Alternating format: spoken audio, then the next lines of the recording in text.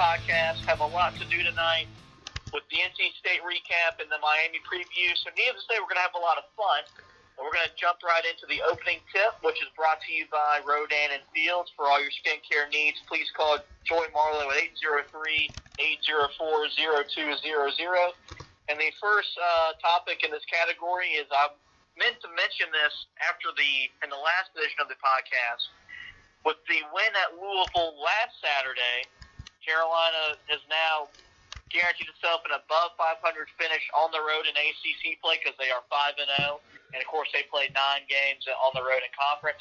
And that's the 8th time in 9 years that they've done such a feat. So pretty impressive that they've taken care of their business on the road in the sport's toughest conference. And, hopefully we're not done winning on the road, but we need to say we have locked that achievement up, and we'll continue to get better. And lastly, a little bit more of a somber topic, and I'll let Anthony chime in on this one. Yesterday was sadly the 4-year anniversary of Dean Smith's passing.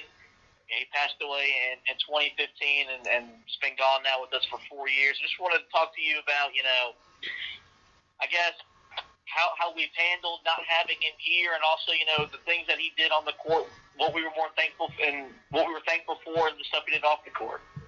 Yeah, no, I mean, he was he was definitely a once-in-a-lifetime coach and a guy that changed the sport immensely by bringing in the first African-American player in Charlie Scott.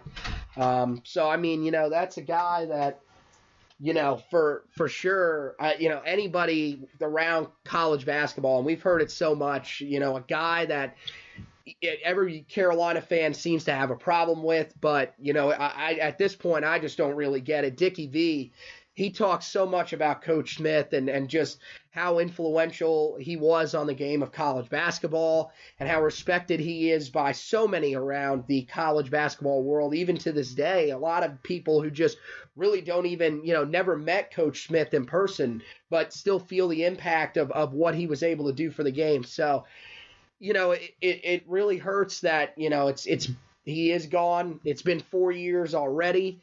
It's crazy to think that, but at the same time, when you look back on it, at this point, it's kind of reached that moment where it's more of a celebration. I'm not saying that you shouldn't be sad, but you got to remember the good moments and the moments that make up what we remember about Coach Smith on the court. Winning the '82 championship and just the joy that was on his face, upsetting the Fab Five, who nobody thought was going to go down at all.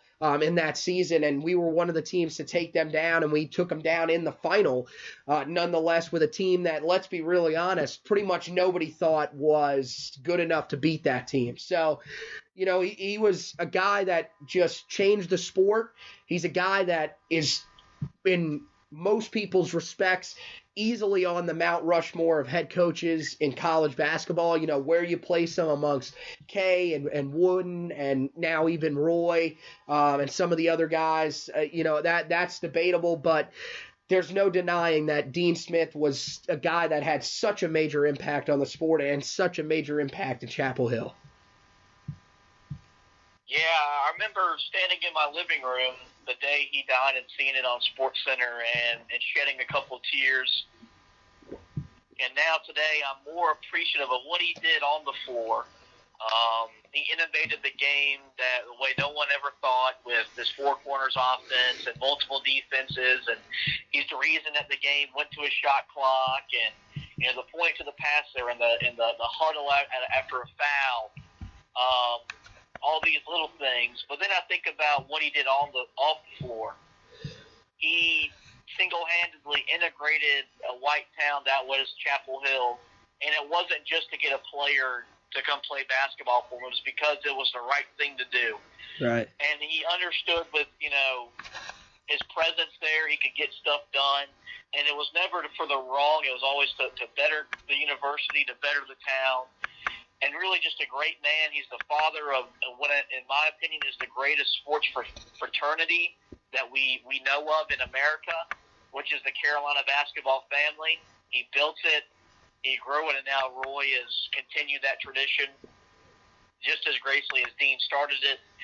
And, we love the 800 and all the 879 wins and the 2 national championships, but it's also the other things that he did that we're all so thankful for,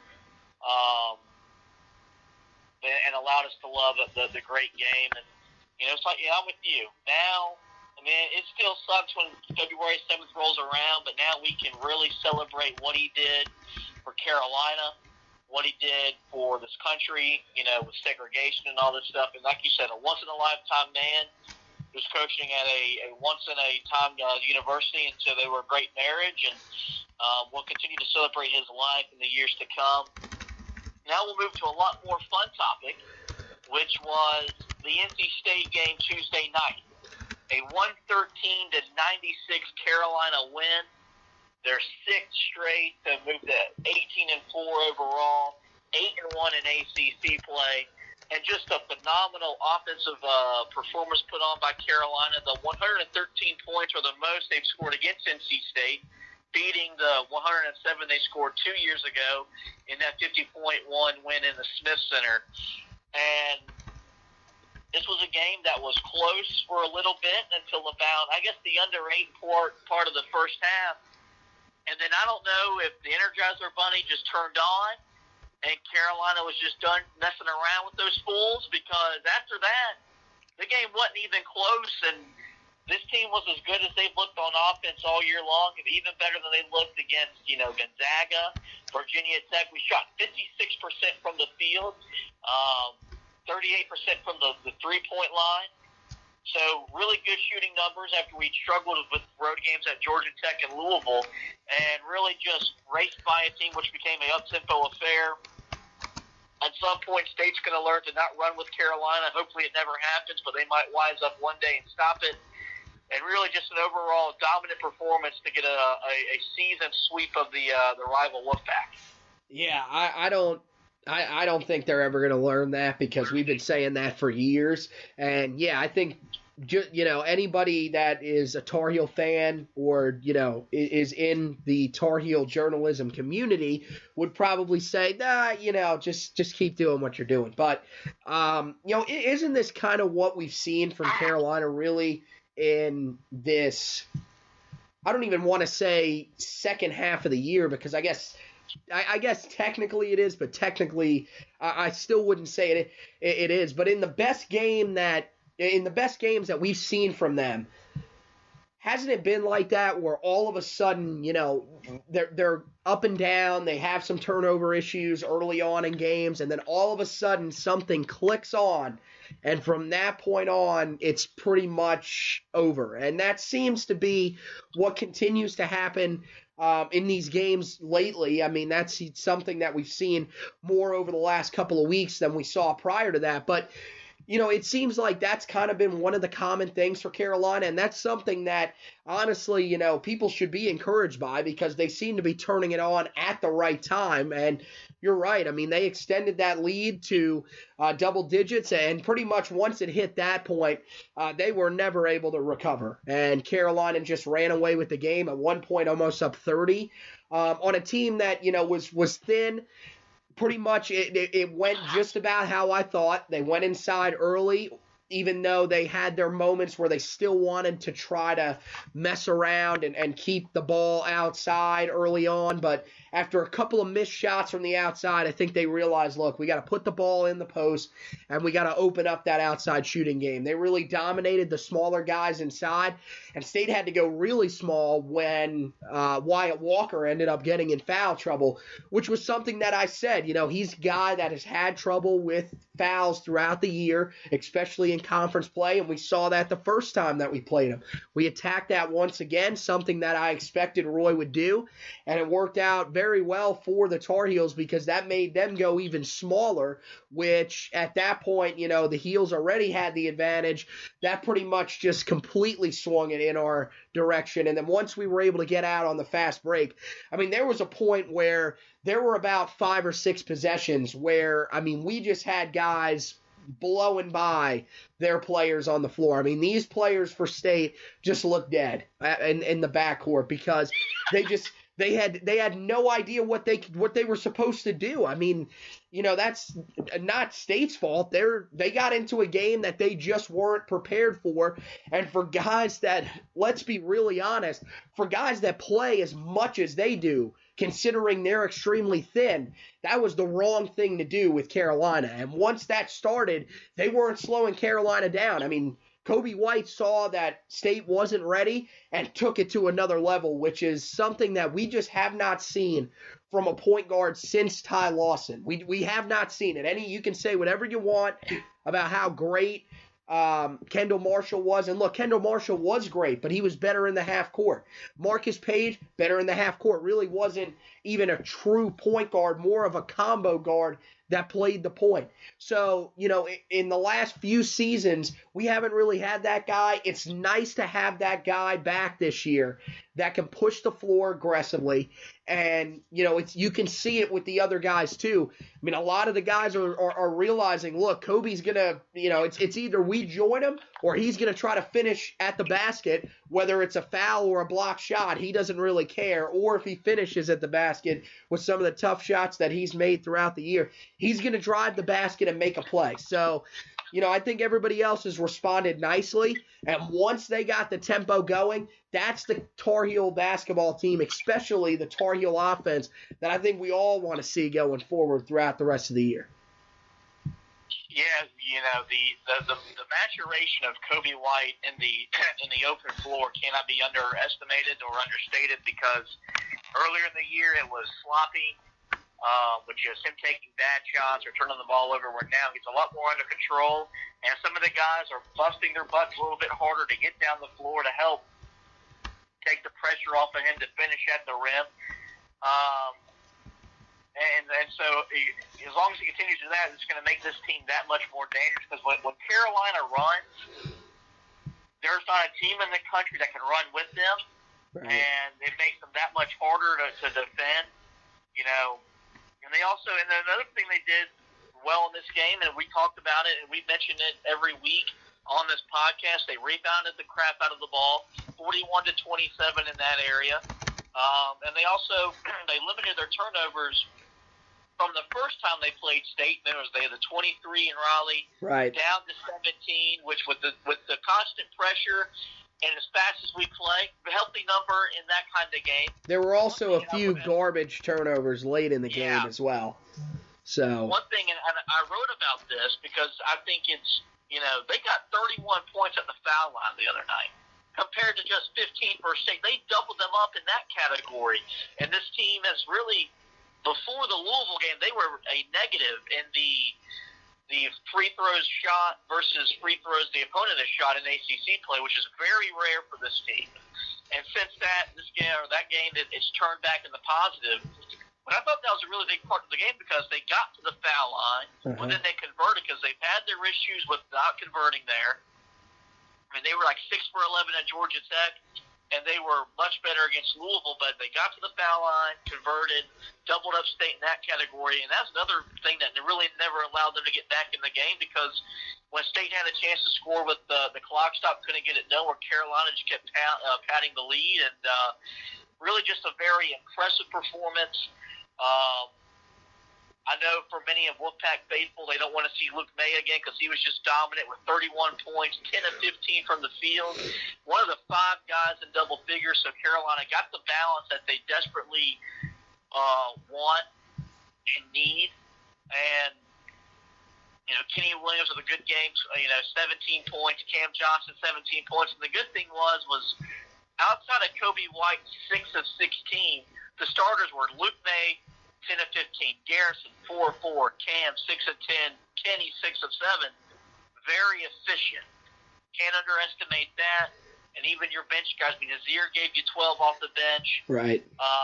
And then some other guys that got some garbage minutes, got to put their name in the scoreboard. So is there anything else you want to touch on? Maybe get a jab in after Wolfpack after another win against the so-called rivals from Raleigh? Hey, look, I don't need to put any jabs in. They're doing it themselves by ruining their season, as we've seen for so long. Remember the people that were saying after the Auburn game, when they beat them, that game was at Auburn too, right? No, it was in Raleigh. It was in Raleigh, but still, look, the people thought, hey, this is the year, right, that State's going to be better than Carolina because this Tar Heel team is too young. Right now, they're just not playing with the same fire that we've seen some of the other Carolina teams play with. That seemed to be the narrative of State fans, and now it's pretty much falling apart. I mean, look, in all seriousness, I don't think anybody should be shocked. And this is not just coming from a guy that's, been around the Tar Heels for, now as long as both of us have. This is just, look, this team has always been like this. It's a team that gets very hyped usually in the preseason. Now, this year's team was a little bit different, and, they were expected to be a developmental team, but going in the right direction under Kevin Keatts. And, I don't know. You can determine which way this season's going to go for them. As of right now, this is probably not a tournament team. And, it shouldn't really shock anyone that they're really not all that great this year. But, I mean, the thing that I think just kind of blows my mind is I thought they would put up a little bit more of a fight in a rivalry game. I mean, look, I'm not going to argue with it. I'm not going to say that, I would like it a different way. I was glad it wasn't a nail-biter, but at the same time, this is a team in State that I don't think anybody should be overly surprised with the victory. The first time around might have been a little bit different. That team was 13-1 when we played them the first time around.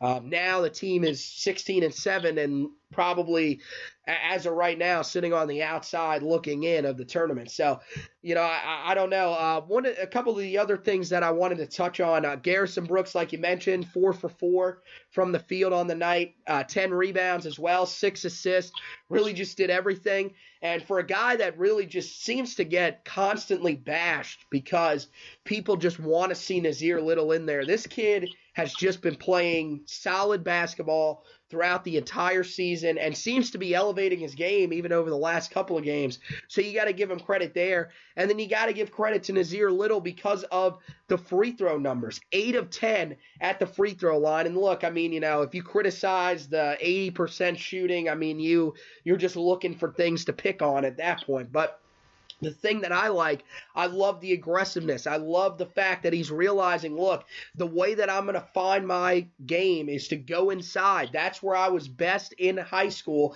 I was never this jump shooter. Early on at Carolina, earlier this season, he was trying to be that jump shooter that I guess he thought Carolina needed when really we needed his inside presence. I think he's realizing that now, and to see him driving the basket and being aggressive, whether it's finishing inside or getting to the free throw line, I think it's fantastic, and that's something that Carolina fans should be overjoyed about to this point. And lastly, I got to shout out Kenny Williams, another guy highly criticized so far this year. 6 of 7, like you mentioned, easily his best shooting night of the entire season, and he continues to be that guy that can hit clutch shots after clutch shots. Now, there weren't really a bunch of those in this game, but we've seen it in a couple of games so far this season where he's really stepped up in the big moments. This was another big game, a rivalry game against State, and he stepped up and had a good performance. So you got to hand it to Kenny Williams. He's fighting through what has been some adversity, some struggles with his shots, and he's starting to turn into that senior leader on the court that I think we kind of challenged him to be earlier on in the season on this podcast, and that Roy Williams challenged him to be, earlier on in the season, through the team. So, yeah, I mean, you can't say enough things about what this team's doing right now and the excitement that they've created. Yeah, they're going to hopefully carry this building momentum and rise and play against Miami tomorrow. A home game in the Smith Center with a 12 o'clock tip at that. And we'll look back at the first matchup really quickly. An 85-76 win for Carolina in Coral Gables. Really was a tied game at halftime, but a much better second half really guided this team to a win. They shot, I think it was 60% in that half to get the job done. Cam Johnson, of course, led the way that day with 22. Kenny had 16, Kobe had 14, and Luke had 14. And Nazir had 12 and 13 minutes. Remember, he had battled foul trouble in that game. Right. That really limited him to not a whole lot of action. So this Miami team since then hasn't changed a whole lot. They're still kind of the same team. They don't play a whole lot of guys. They're really thin.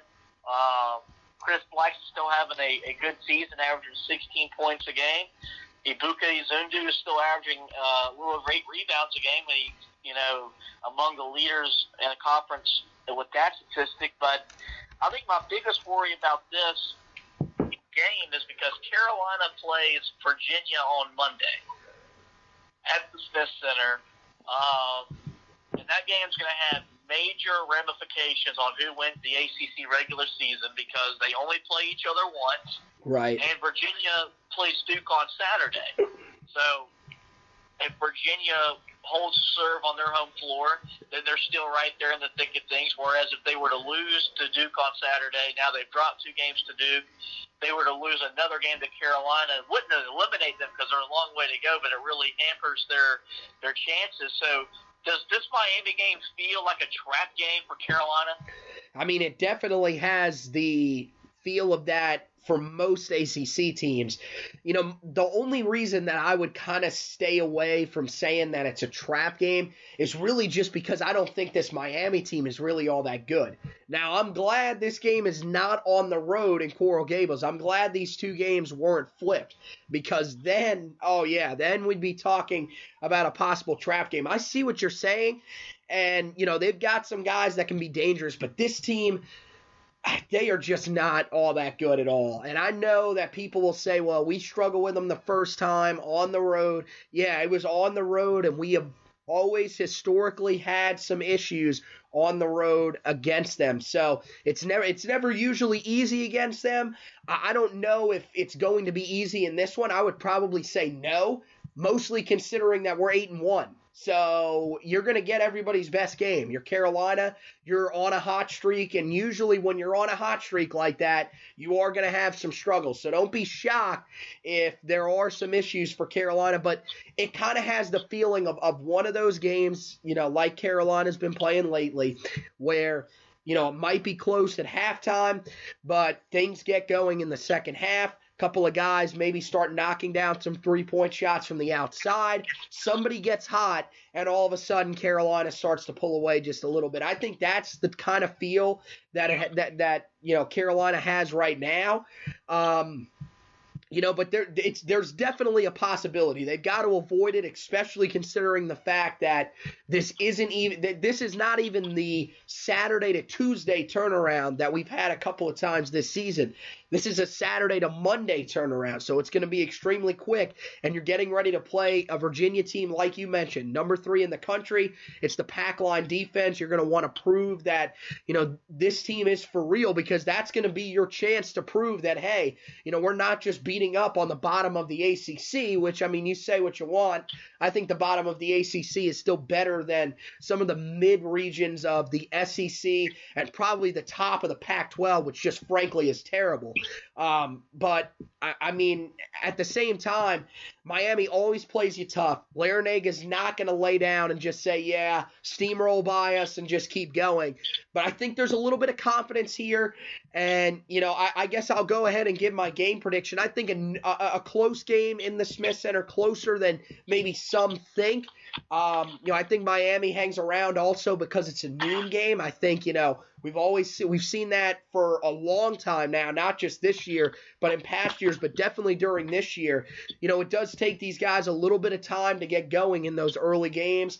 But in the end, I think, there's just too much talent for us. You mentioned depth, which is something that Roy Williams is always going to want to try to attack and get you to go to your bench. So I think Carolina, with the depth, with the talent, they have enough and they pull it out. I'll say in a close one, 8 to 10 points. They pull out the victory over Miami and go to 9-1, which would be their best start, I believe, ever in conference play under Roy Williams, if I saw that stat right earlier today. Yeah, it would be the best start under him since he came back home to Carolina. I'm with you. I think Carolina wins, and I think it's just one of those they win because they have more talent and more players. I don't know if they're going to play that great because at some point they're not going to play great because they've been playing good for quite a while. But they're at home. Hopefully the crowd is into it early and keeps it going. but just too much. Too much talent, too many players. I think they understand how important Monday is. Right. But you can't get to Monday until you go through Saturday. And this is one of those kind of games that you can't afford to lose because you should beat this team. And I think they'll find a way. I think Luke May is going to follow up his performance with another good one. And maybe we get some more from some more Kenny Williams consistency, because we've yet to really see him put back-to-back good games in the offensive column all year long. And maybe at some point it's gonna get to that point, because he's too good of a player to not be good on offense back-to-back games. But yeah, I'm with you. I think Carolina wins and gets 9-1 to really set up Monday, which is called Big Monday. Well, Monday night in the Smith Center is going to be big. So we'll go ahead and let you lead us into our next and final segment on this episode of the podcast. That is Beat the Buzzer. That's right, and it's presented by the business of a fellow Tar Heel fan, Chad Boucher, who was a longtime season ticket holder back in his days up in the Chapel Hill area. And that company that you guys can go and buy some of the accessories from and some of the great T-shirts that we have. That's hustlehands.com/shop if you want to buy any of your Hustle Hands apparel. We got great stuff. A lot of the stuff is Charlotte infused too. So if you're from the Charlotte area, check it out. We'll have some great deals going on throughout the next few weeks. And just hit me up if you guys have any questions about that. Hit Chad Boucher up if you got any questions. So what do we got on the docket tonight for Beat the Buzzer, my friend? One note is I mentioned this earlier, with the win Tuesday over State, Carolina has now swept the home-and-home with NC State for the 12th time in Roy Williams' 16 seasons on the sidelines in Chapel Hill. He's 30-4 since he returned to UNC, 35-4 overall if you include his 5 wins over them while he was with Kansas. So really just a domination by one man over a program, and you don't see this a whole lot with conference opponents. And Carolina has a couple of streaks where you're kind of like, wow, that's weird. You got the domination over State overall, then you have the 58-0, I think, or 59-0 against Clemson at home. That right. Still was unexplainable, but he just seemed to have their number. You can tell on the sidelines that he still thinks it's a rivalry, although the numbers suggest it's not. He's still fired up to coach against them every night, and the players have responded. And lastly, tomorrow the top 16 teams will be revealed by the NCAA tournament committee. They won't be. I don't believe they'll be seeded by region or anything like that. They'll just be listed as the top 16. And we'll just assume that the first 4 are your number ones, and the number 1 team. I don't think it necessarily means that that's going to be the number 1 overall seed. It'll just go, these are our 4s. I don't think Carolina will fall on that one line, but I have seen a couple of mocks having them on the one line with Michigan State's recent struggles. Michigan's loss. Gonzaga doesn't really have that great win, so some people think 3 teams right now are deserving of number 1 seeds from the ACC, which is, didn't think that happen except in the SEC with the college football playoff. So, just make sure to keep an eye out for that. We'll give you that information once we get that, and we'll go from there, because we're 6 Sundays away from Selection Sunday, so it's about to heat up, and the best time of the year for college basketball is about to be here, and just really excited for all of that. And is there anything else you need to add on this podcast, or we're going to go ahead and wind this one down, my friend? I think it's time to wind it down, man. All righty. Do want to encourage you guys to check out the blogs, the sister blog. Kept all y'all up to date on Wednesday with National Signing Day. Another good day for the Carolina football, and Anthony keeps you all informed on that. And of course, my blog about the basketball program on Facebook, Twitter, and Medium. Do want to encourage you guys to subscribe to this podcast through Spreaker, iTunes, Spotify, and recently iHeartRadio. So check us out on those sites and become a subscriber to get this podcast once we upload it. I want to thank you guys for listening. Go Tar Heels.